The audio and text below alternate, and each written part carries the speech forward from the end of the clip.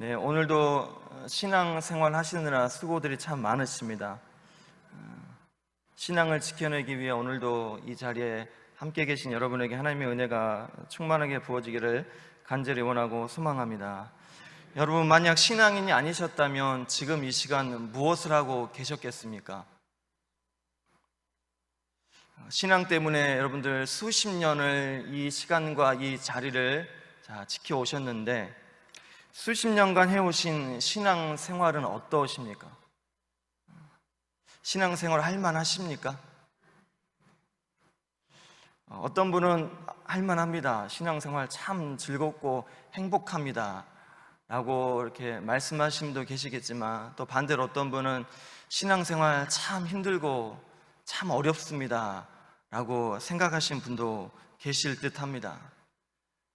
저도 40년을 넘게 신앙생활을 해오고 있는데, 신앙생활은 참 하면 할수록, 저는 제 개인적인 느낌으로는 참 하면 할수록 힘들고 어렵다, 그렇게 느껴집니다.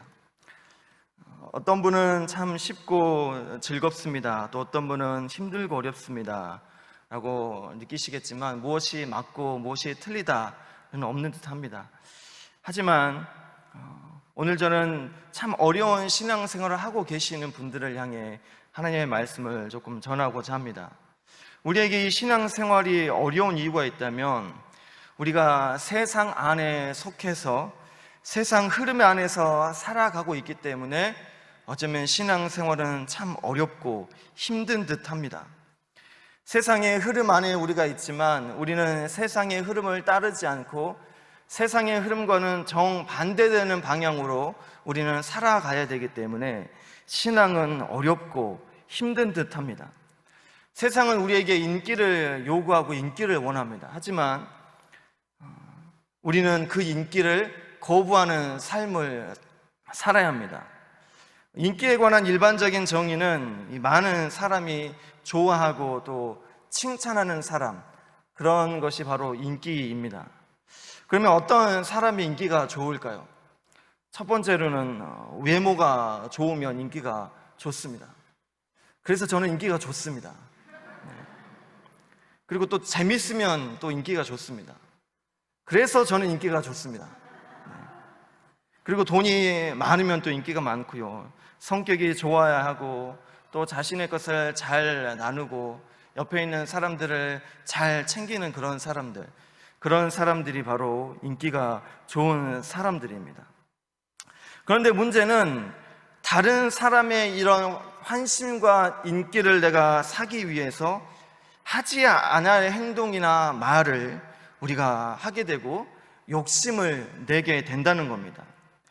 이러한 인기의 유혹은 마귀가 예수님과 하나님 사이를 갈라놓기 위해 사용한 유혹 중에 하나입니다.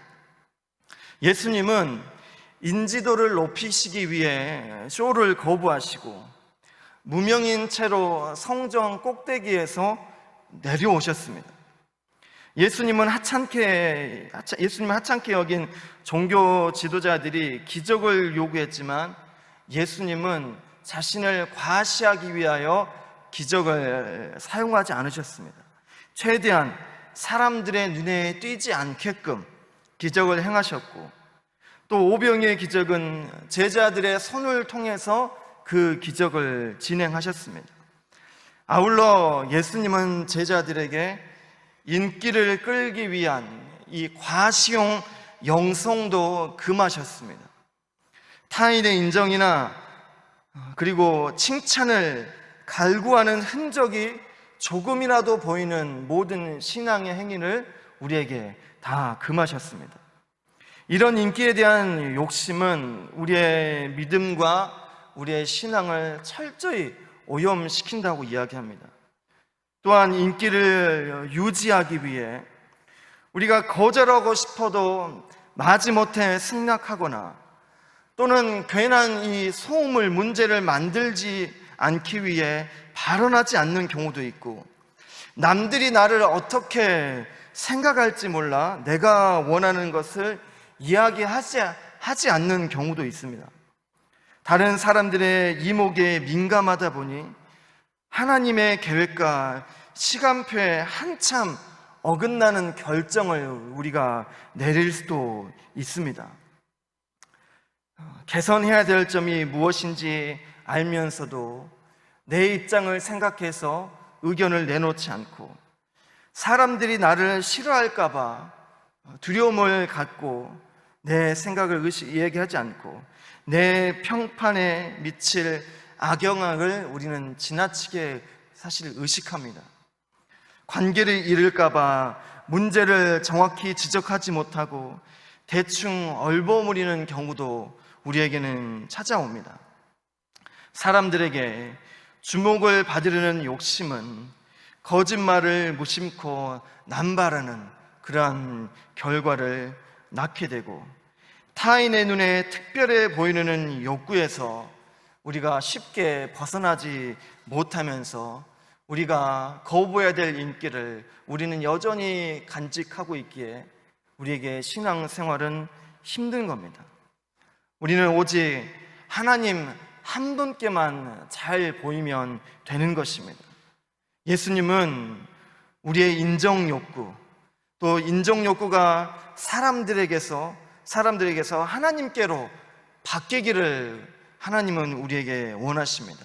우리 모두가 이 땅에서 삶을 마치고 하나님께만 칭찬받고 하나님께만 잘하였도다 착하고 충성된 종아, 이 칭찬만이 우리의 인정 욕구를 진정으로 채워줄 수가 있을 것입니다. 또한 세상은 우리에게 위대해지기를 원합니다. 우리의 자녀들에게, 남편에게, 우리의 동료들에게, 믿음의 선배와 후배들에게 위대한 사람이 되어라 라고 이야기하지만 우리는 위대함을 거부해야 한다는 겁니다. 보통 우리가 생각하는 이 위대함은 학교 다닐 때 정말 공부 잘하고 좋은 성적을 유지하다가 좋은 대학교에 가서 고액의 연봉을 받는 좋은 직장에 취직하고 또 좋은 사람 만나서 좋은 가정을 이루고 또 좋은 자녀들을 낳고 또 내가 그렇게 했던 것처럼 내 자녀들도 그러한 사람으로 성장시켜내고 사회에 좋은 영향력을 끼치는 그러한 사람들을 우리는 위대하다라고 이야기합니다.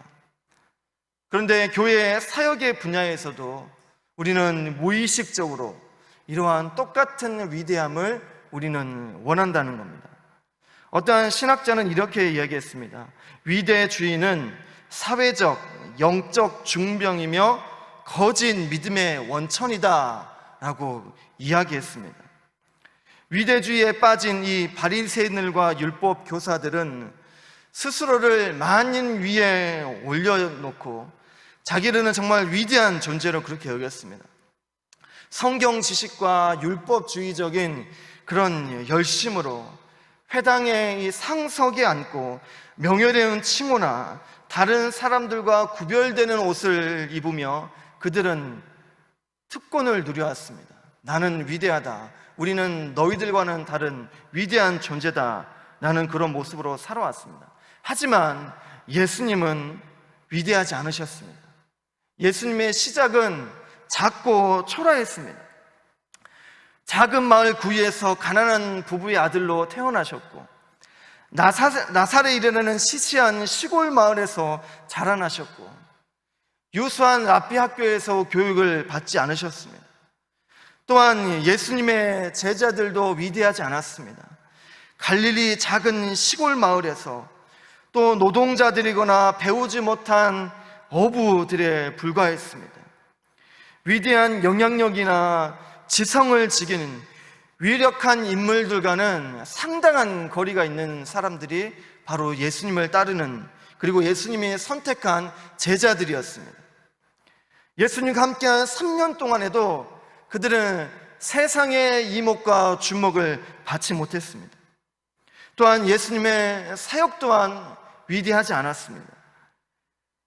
시대의 악한 정치적, 군사적, 경제적 그런 구조를 허물기 위한 조치는 전혀 없었고 전국을 떠돌아 다니시면서 정말로 압제당하고 희생당한 자들만 응급차에 실어 다니는 것만 같았습니다.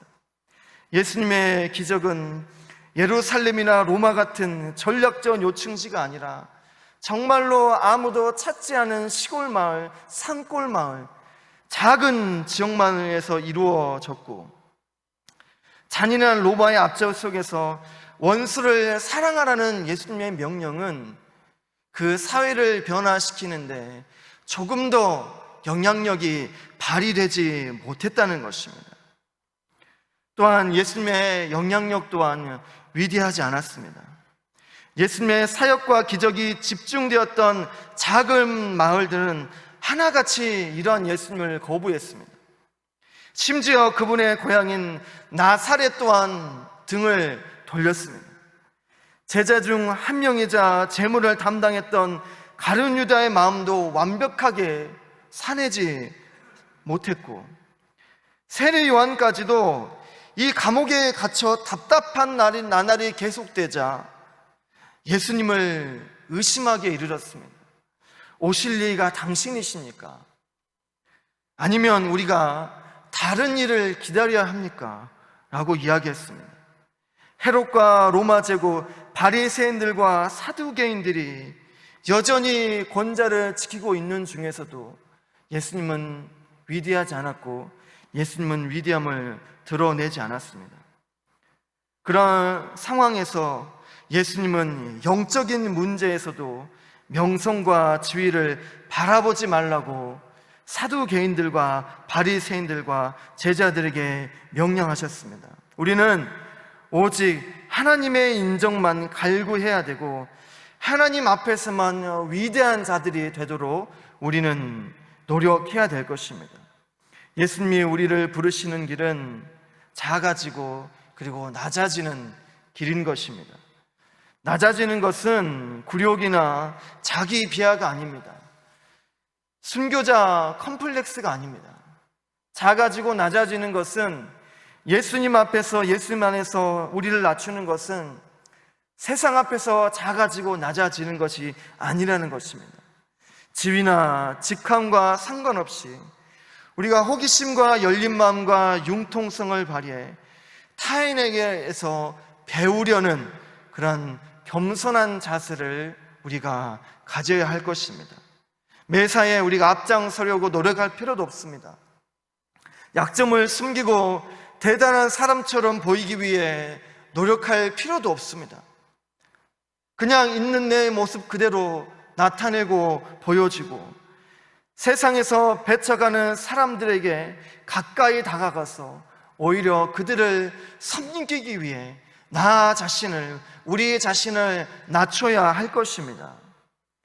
자신을 겸손히 낮추어 사회적으로 중요하지 않은 사람들, 나이가 많아 남들에게 짐이 되는 노인들, 정신적, 육체적 장애인들, 죄수들, 주정뱅이들, 빈민들에게 우리는 우리의 자신을 낮추어 그들을 찾아가고 그들을 돌보아야 할 것입니다. 예수님처럼 우리도 세상이 주목하지 않는 그런 자들에게 우리의 시선을 돌려야 할 것입니다. 십자가에 달리신 예수님을 따르는 것은 하나님을 위한 자신의 거대한 계획을 내려놓고 아무도 보지 않는 곳에서 조용히 다른 사람을, 이웃들을 섬기는 것입니다. 그리고 세상은 우리에게 성공을 원합니다. 그러나 우리는 세상의 성공을 우리는 거부해야 됩니다. 예수님을 따르면 성공은 하나님이 원하시는 사람이 되어 하나님이 원하는 일과 하나님의 뜻과 시간표대로 하는 것, 이것이 바로 하나님이 우리에게 원하시는 그런 성공이라는 것입니다. 예수님은 세상적인 성공을 거부하는 삶으로 계속해서 우리를 이끄시지만 베드로는 예수님을 통해 세상을 변화시키고 싶었습니다. 사탄은 예수님에게 세상 구원이라는 일에서 당장 성공할 방법을 제안했습니다. 그 제안은 세상 모든 사람이 당장 예수님 앞에 지금 엎드리고 구주라고 부르게 만들 수 있는 그러한 방법입니다. 십자가의 고통 같은 것은 겪을 필요가 없는 제한입니다. 이 방법만 따르면 다가올 실패와 그리고 패배라는 부담스러운 요소를 완전히 제거하고 요소할 수 있습니다. 만약 예수님이 이 유혹에 굴복하셨다면 세상의 기준에서는 성공하신 것이지만 하나님의 성공의 기준에서는 완전히 실패한 사명이 되는 것입니다. 때때로 우리는 우리의 일이 실패하지 않도록 여러 가지 방법들로 우리의 일을 진행하곤 합니다. 하지만 하나님을 위한 우리의 일이 실패하지 않도록 우리가 무언가를 하는 순간 우리의 일이 하나님이 되고 우리의 일이 우리도 모르는 사이에 이러한 사탄의 제안을 우리가 받아들이는 결과를 낳습니다. 그렇게 우리는 우리의 삶과 교회에 깊이 스며들어 우리의 온전함을 훼손시키는 이 성공주의를 세곤해야 할 것입니다. 또한 세상은 고난과 실패를 피해야 한다고 이야기합니다. 하지만 우리는 고난과 실패를 받아들여야 합니다. 그렇기에 신앙생활이 어렵고 힘든 것입니다. 현대 종교에 트레이드 마크가 있다면 바로 이 긍정적 생각과 회피라는 것입니다. 이는 까다롭고 이 고통스러운 이슈를 외면하자는 의미입니다. 굳이 까다롭고 고통스러운 것을 받아들일 필요가 있느냐? 그것들을 다 제거하고 다 외면하자라는 의미입니다. 이는 약함 가운데서 하나님의 능력이 나타나는 삶의 방식과는 정반대되는 이야기입니다. 고난과 실패는 우리를 고집센 사람에서 겸손의 사람으로, 하나님의 사랑의 흐름을 거슬러 올라가는 사람에서 그 흐름에 몸을 맡기는 사람으로, 하나님의 돌보아 주심을 믿는 사람으로 변화시키기 위한 하나님의 도구가 바로 고난과 실패인 것입니다. 예수님은 십자가에서 탈출하시기 위해 자신의 힘을 사용하지 않음으로써 우리에게 인내의 본을 우리에게 보여주셨습니다. 그 십자가는 실패처럼 보였지만 결국 위대한 승리를 만들어내셨습니다. 역사상 최악의 순간이었지만 최고의 순간으로 변화시켜 주셨습니다. 하나님은 우리의 인생에서 최악의 실패를 최고의 성공으로 바꾸어 주실 수 있는 분입니다. 하나님이 우리를 통해 변화의 역사를 행하시는 것만이 인생 최고의 성공이 되는 것입니다. 이처럼 인기와 위대함과 성공을 거부하고 고난과 실패를 받아들이며 살아가야 하기 때문에 우리의 신앙생활이 어쩌면 힘들고 어렵습니다. 이것이 바로 십자가인 것입니다. 나를 부인하고 우리가 지고 따라야 할 십자가인 것입니다. 그렇기에 신앙생활은 이 십자가를 지고 십자가를 따라가야 하기 때문에 이 십자가가 이 신앙생활이 힘들고 어려운 것입니다. 그렇지만 반대로 그리스도 중심의 신앙생활은 쉽고 즐겁습니다. 우리의 신앙생활이 혹시나 쉽고 즐겁다면 그것은 그리스도 중심의 신앙생활을 하고 있기 때문입니다. 병자를 치유하시고 고치시고 인기를 누리는 예수님을 따르는 신앙생활은 쉽고 즐겁습니다. 유대 땅을 해방하고 유대의 왕이신 예수를 따르면 위대한 사람이 되는 것입니다. 고난 없이 성공한 삶을 얻을 수 있습니다. 하지만 그리스도 중심의 신앙은 예수님께서 원하시는 신앙 생활이 아닌 것입니다. 그것은 십자가가 없는 신앙 생활입니다. 그리스도 중심의 신앙 생활, 인기를 얻고 위대해지고 성공을 원하며 바라보는 고난과 실패를 거부하는 신앙 생활, 십자가를 지시는 예수님을 따르는 신앙이 아니라 예수님을 통하여 인기를 얻고 위대함을 얻고 세상의 성공을 얻고자 하는 신앙 생활은 즐겁습니다. 쉽습니다. 하지만 십자가 중심의 신앙 생활은 매우 힘들고 어렵습니다. 베드로는 그리스도 중심의 신앙으로 멋지게 승리를 거두는 예수님을 상상하며 그는 기대했습니다. 예루살렘 성에 당당히 입성하여 로마로부터 유대 땅을 해방하여 유대의 왕으로 서실 예수님을 상상했던 것입니다. 그래서 십자가에 달리시는 예수님이 아닌 십자가를 피하고 이기는 예수님을 원했던 것입니다. 예수님이 말씀하시는 십자가를 궁금해하지 않고 복음에 관한 새로운 것을 그는 배우려 하지 않았다는 것입니다. 그래서 예수님 앞을 가로막고 십자가의 죽음과 같은 어리석은 소리는 하지 마십시오. 왜 예수님께서 십자가에 못 박혀 돌아가십니까? 그런 이야기는, 그런 쓸데없는 소리는 하지 마십시오. 그렇게 예수님에게 말하고 예수님을 다그쳤습니다. 이런 베드로의 행동에 예수님은 사탄아 내 뒤로 물러가라 라고 말씀하셨습니다. 죄의 대속을 위해 자기의 십자가 죽음이 반드시 필요하며 모든 제자들에게 십자가의 삶을 예수님은 명령하셨습니다. 문제를 아무에게도 말하지 않는 신앙인의 삶을 우리는 살아가고 있습니다.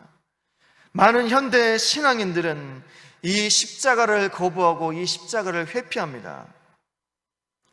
그래서 아무에게도 우리의 삶의 문제를 이야기하지 않습니다. 내 삶의 현실의 문제를 그 누구와도 나누지 않습니다.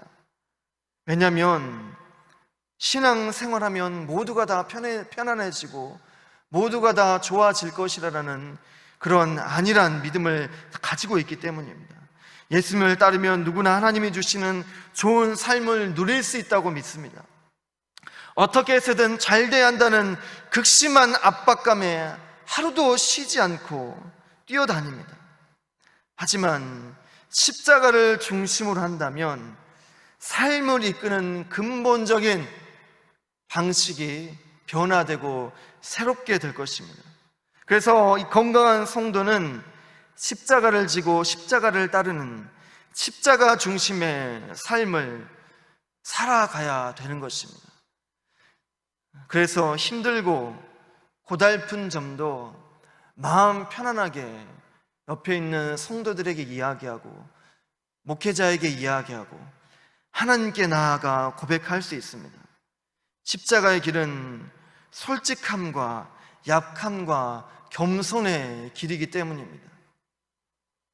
나 자신도 상처가 있는 사람이며 치유가 필요하다는 것을 기꺼이 인정하는 겁니다. 무언가로 감탄을 자아내 존경과 관심을 얻겠다는 욕심을 철저히 내려놓고 고난과 실패와 교만을 십자가에 기꺼이 못 박는 것이 바로 십자가 중심의 성도인 것입니다. 무거운 짐을 홀려 지으려고 하지 않고 나를 위한 하나님의 계획을 분간하는 일에 도움을 요청하고 부탁하는 것입니다. 십자가의 길은 성공한 사람처럼 보이려는 욕심과 성공한 사람들이 되려는 욕심을 내려놓는 것이 바로 십자가의 길인 것입니다. 사랑하는 성도 여러분, 혹시 지금 그리스도 중심의 신앙생활을 하고 계십니까? 인기와 위대함과 성공만을 기대하고 계십니까? 십자가 중심의 신앙 생활을 하시기를 간절히 원하고 소망합니다. 아니면 지금 십자가 중심의 신앙 생활로 힘들고 어렵고 고단하십니까? 십자가를 참으신 예수님을 기억하고 인내하시기를 간절히 원하고 소망합니다. 고통의 십자가를 바라보지 마시고 부활의 십자가를 바라보시기를 소망합니다. 예수님께서 못 박혀 계신 십자가를 바라보지 않고 부활하시고 승리를 이루신 그 예수님의 빈 무덤과 빈 십자가를 바라보시기를 바랍니다. 그러면 그 십자가는 더 이상 고통이 아니며 고난이 아니라 승리이며 참된 행복임을, 즐거움임을 우리가 느끼게 될 것입니다. 비록 십자가 중심의 신앙생활이 힘들지만 인내하고 부활하신 예수님의 십자가를 바라보며 끝까지 참고 견디는 자들에게 예수님은 예수님 안에서 쉴 수 있는 참된 휴식을 더하여 주십니다. 세상 그 어떤 풍파가 닥쳐와도, 인생의 그 어떤 어려움과 고통이 다가온다 할지라도 그 안에서 쉴 수 있는 쉼을 허락하여 주십니다. 그리고 예수 안에서 초연하게 우리를 인도하여 주십니다. 이 초연이라는 것이 무엇입니까? 사사로움에 얽매이지 않는 판사의 냉정함을 말하는 것입니다. 인생의 그 어떤 풍파와 어려움과 고민에 연속된 삶이 시작될지라도 예수님 안에서 요동하지 아니하고 흔들리지 아니하는 초연함을 우리 가운데 허락해 주신다는 것입니다. 십자가 중심의 신앙생활이 힘들고 어렵지만 예수님의 십자가를 바라보며 인내할 때에, 예수님의 음성에 귀를 기울일 때에 우리에게 참된 휴식과 쉼을 허락하시고 그 어떤 고난과 역경 속에서도 흔들리지 않는 초연함을 우리 가운데 허락해 주실 것입니다. 우리의 신앙과 교회의 사역이 인기를 누리기 위한 수단이 되지 않기를 원합니다. 성도의 수가 많아지고 재정적으로 크고 위대한 교회를 건설하지 않기를 원합니다. 세상과 세상 사람들에게 성공한 교회라고 칭찬받고 평가받는 교회를 만들기 위해 우리가 힘쓰지 않기를 원합니다. 편안한 길만 걸어가지 않고 좀 수고스럽고 힘들다 할지라도 십자가 중심으로 나아가는 교회와 성도가 되기를 원합니다. 세상과 우리를 부인하고 예수님께서 지신 십자가를 지고 예수님을 따르는 우리가 되기를 간절히 원하고 소망합니다. 그것이 바로 건강한 성도이며 건강한 교회이며 건강한 제자가 되는 것입니다. 비록 우리의 신앙생활이 힘들고 고단하고 어려울지라도 우리를 구원하시기 위하여 십자가를 지었던 예수님의 고난을 생각하며 우리가 인내하고 참고 견뎌낸다면 반드시 세상이 주는 쉼보다 더 편안한 참된 안식을 주실 것이며 그 어떤 세상의 역경과 고난이 다가온다 할지라도 요동하지 아니하고 흔들리지 않는 초연함을 우리 가운데 허락해 주실 것입니다. 잘 참아내시고 견디어내어서 예수님께서 주시는 평안과 안식과 쉼을 누리시고 초연함을 유지하시는 귀하고 복된 삶을 살아가시는 우리 청복교회 모든 성도님들 되시기를 간절히 원하고 소망합니다. 기도하겠습니다.